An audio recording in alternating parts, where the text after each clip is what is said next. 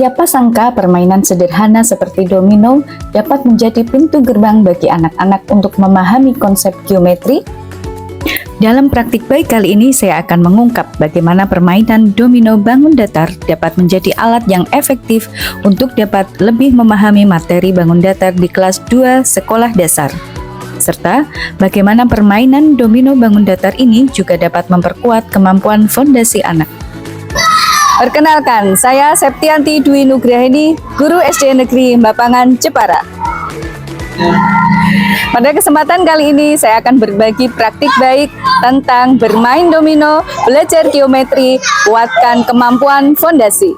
Berdasarkan rapor pendidikan SD Negeri Bapangan, dibandingkan tahun 2023, kemampuan numerasi SD Negeri Bapangan mengalami peningkatan paling tinggi di antara indikator yang lain.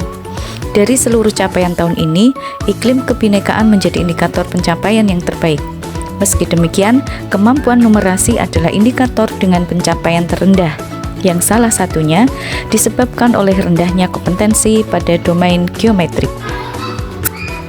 Selain itu, dari hasil asesmen formatif yang dilakukan melalui pengamatan, kemampuan numerasi siswa dalam memahami konsep bangun datar masih tergolong rendah. 35% siswa kesulitan dalam membedakan jenis-jenis bangun datar dan belum dapat menyebutkan nama bangun datar secara tepat.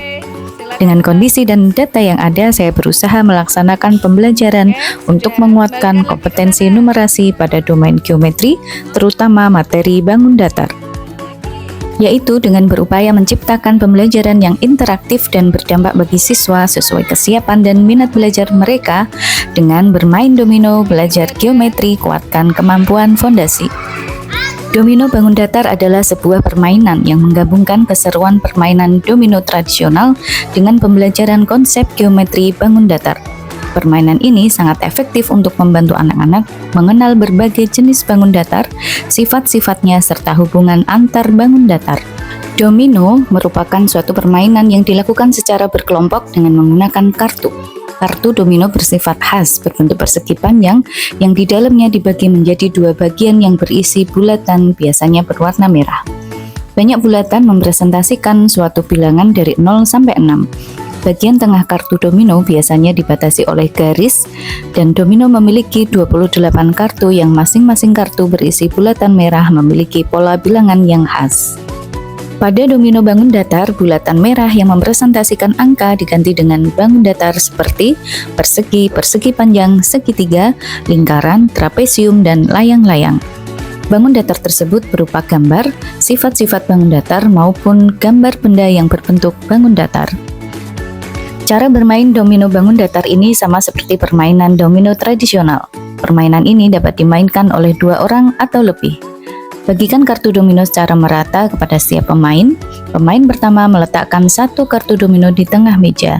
Pemain berikutnya harus meletakkan kartu domino miliknya dengan mencocokkan jenis bangun datar atau sifat bangun datar yang sama. Yang memenangkan permainan ini adalah yang menghabiskan kartu domino terlebih dahulu. Kelebihan permainan domino bangun datar ini antara lain, anak-anak akan lebih familiar dan lebih memahami berbagai jenis bangun datar dan sifat-sifatnya. Melatih kemampuan berpikir logis dalam mencari pasangan kartu yang sesuai, membantu anak-anak mengembangkan kemampuan visualisasi bentuk-bentuk geometri, dan membuat pelajaran menjadi lebih menyenangkan dan interaktif.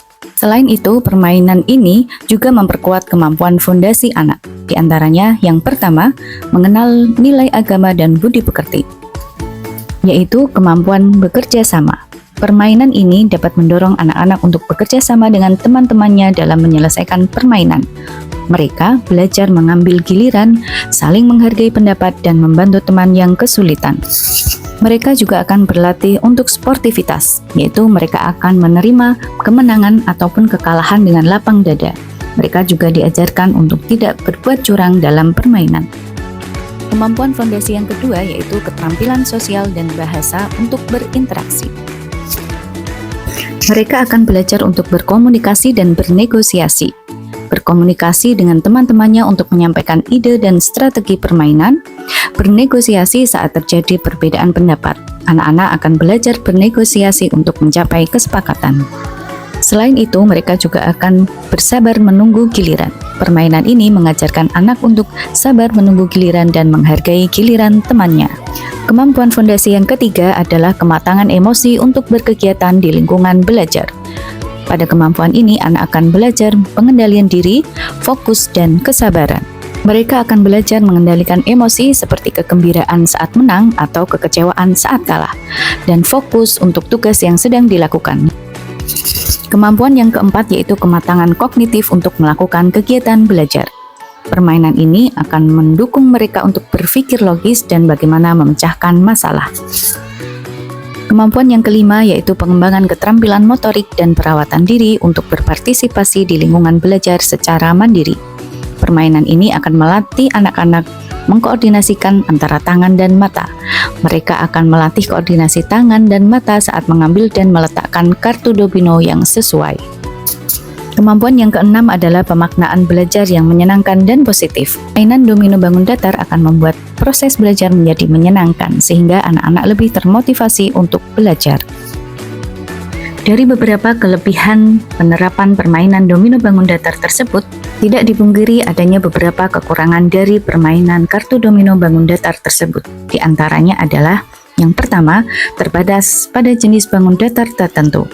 Permainan domino bangun datar umumnya hanya mencakup jenis bangun datar yang sederhana. Untuk konsep geometri yang lebih kompleks perlu dilengkapi dengan media pembelajaran yang lain. Yang kedua, membutuhkan persiapan yang cukup. Membuat kartu domino bangun datar yang menarik dan efektif membutuhkan waktu dan persiapan yang cukup. Guru perlu merancang desain kartu, memotong dan melaminasi agar kartu tersebut lebih awet. Yang ketiga, potensi terjadinya kebisingan. Ketika bermain dalam kelompok, permainan ini dapat menimbulkan kebisingan yang mengganggu kelas lain jika tidak dikelola dengan baik. Yang keempat, membutuhkan pengawasan yang ketat. Guru perlu mengawasi jalannya permainan agar siswa tetap fokus pada tujuan pembelajaran dan tidak hanya bermain-main saja.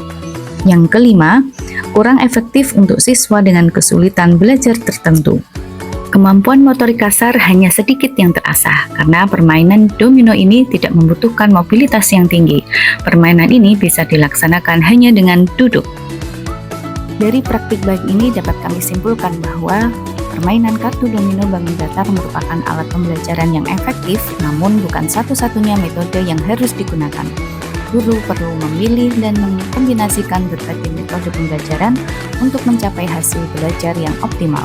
Dengan perencanaan yang matang dan pelaksanaan yang tepat, permainan ini dapat menjadi salah satu alternatif yang menarik untuk pembelajaran geometri bangun datar. Demikian praktik baik yang bisa saya sampaikan, semoga bermanfaat. Wassalamualaikum warahmatullahi wabarakatuh.